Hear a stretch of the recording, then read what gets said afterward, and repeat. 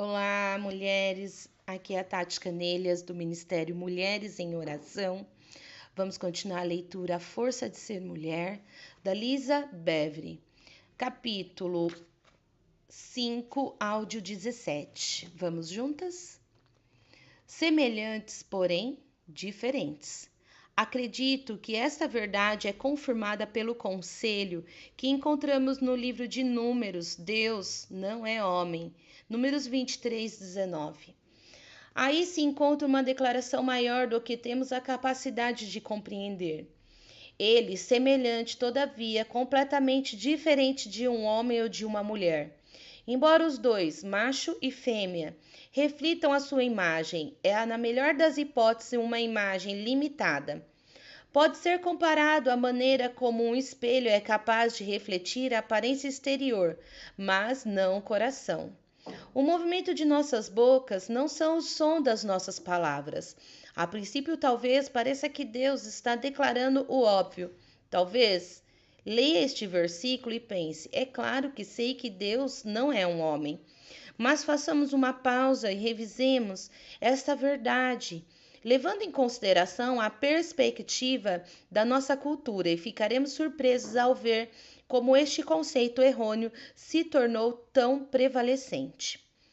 Se formos honestos, veremos que declaramos inadvertidamente o homem como nosso Deus em múltiplos níveis. Isso se expressa com como gastamos nosso dinheiro, nosso tempo e nossas energias.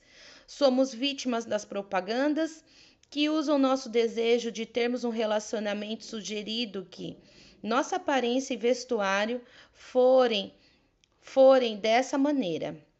A mulher desejável. Se conseguirmos aquilo, o homem de nossos sonhos. Somos convidadas para bailes à fantasia, onde apenas as perfeitas e lindas vencerão no final. Pense em Cinderela, no carro perfeito, no vestido perfeito, cabelos e acessórios perfeitos. Tudo isso completo e com sapatos maravilhosos. Nossa confiança é depositada erroneamente no que atrai nossos afetos e motiva nossos desejos. Inconscientemente, compramos esses conceitos errôneos, como se conseguir o grande homem fosse a solução para o clamor de cada mulher. A mensagem implícita é: homem perfeito é igual vida perfeita. Uma mensagem que coloca uma grande pressão sobre todos os envolvidos. Não existe tal como homem perfeito ou mulher perfeita, há apenas um Deus perfeito. Mulheres casadas, quantas de vocês encontraram um homem e vieram a descobrir que, por mais maravilhoso que ele seja, não é capaz de preencher cada dimensão de sua vida?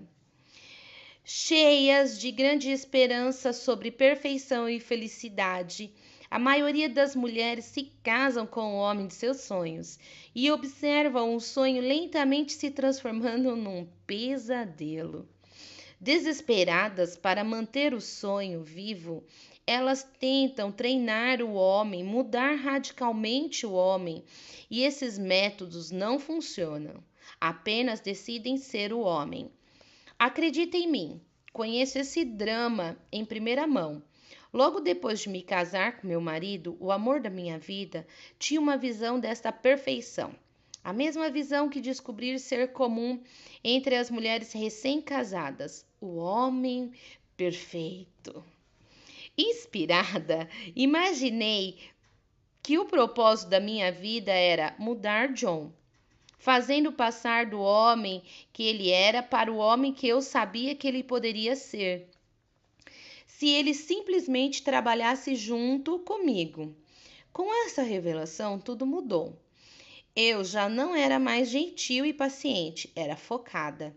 Havia uma transformação a ser alcançada. Afinal, por qual outra possível razão poderia ter sido me dado o dom de uma natureza tão precisa e crítica? Havia falhas que precisavam ser tratadas. De alguma forma, essas falhas me escaparam enquanto namorávamos, Mas assim que nos casamos, esses defeitos se tornaram obviamente aparentes. Da mesma forma que os meus defeitos passaram à obscuridade, é claro. Minha vida era verdadeiramente um presente para John. Era óbvio, eu poderia ser muito útil, porque havia em mim um desejo tão forte de mudá-lo e aperfeiçoá-lo. Obviamente, eu fizera dele minha fonte de energia e realização. Do meu jeito ou não tem conversa. Logo que nos conhecemos, amava John pelo que ele era, mas depois da minha concepção, mudou e concentrou na expectativa do que ele poderia ser. Se eu pudesse transformá-lo nessa imagem, estaria segura, amada e realizada.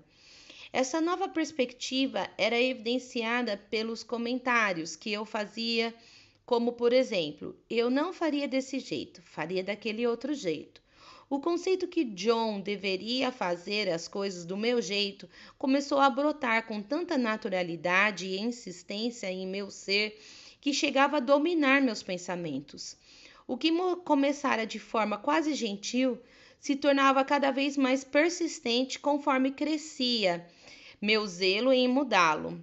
Era meu dever como esposa e minha nobre obrigação treinar John para que fosse de maneira que eu achava que ele deveria ser e agir. Mas só que não estava funcionando. Gosto muito da maneira como uma mulher de Deus chama David Alves abordou este tema. A maioria das mulheres serve a seus filhos e treinam seus maridos ao invés de fazer ao contrário. Naquela aula, naquela época, eu não tinha filhos, mas certamente estava praticando para tal e usando para isso o meu marido. Quando John resistia às minhas tentativas constantes e severas de treiná-lo, eu inconscientemente achava melhor removê-lo de minha posição, pois pelo menos ele começara a cooperar. Afinal de contas, eu tinha repetidamente provado minha eficácia na liderança. Quantas vezes eu, obviamente, tinha aconselhado corretamente, mas ele teimosamente se recusava a executar, a escutar. Talvez as coisas corressem melhores se eu simplesmente fosse o homem, até ele começar a seguir minha liderança. Só que John não estava disposto a ser a mulher. Então se estabeleceu a presença de dois líderes, indo em direção opostas, dividida em relação a praticamente a tudo. Desnecessário dizer que esta competição ou disputa nos causou muitos danos no início do relacionamento. Isso só cessou quando descobri que estava querendo que John fosse para mim coisas que somente Deus poderia ser. Estava esperando que ele fosse perfeito, quando é tão óbvio que nenhum de nós é perfeito.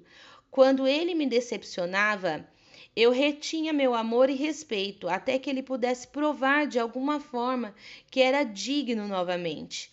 Nos primeiros anos, eu tinha medo de tantas coisas que tentava controlar tudo. Caí na mentira de que Deus era um homem e este homem desse tudo de si. Ele poderia suprir todas as minhas necessidades, mas isso não é verdadeiro, pois mesmo se John fosse perfeito, há necessidades em cada um de nós que somente Deus pode suprir. Como disse Blaise Pascal, existe um buraco em forma de Deus na vida de cada ser humano. Fomos feitos para encontrar em Deus nossa razão maior. Promessas foram feitas que só Deus pode cumprir. Deus te abençoe.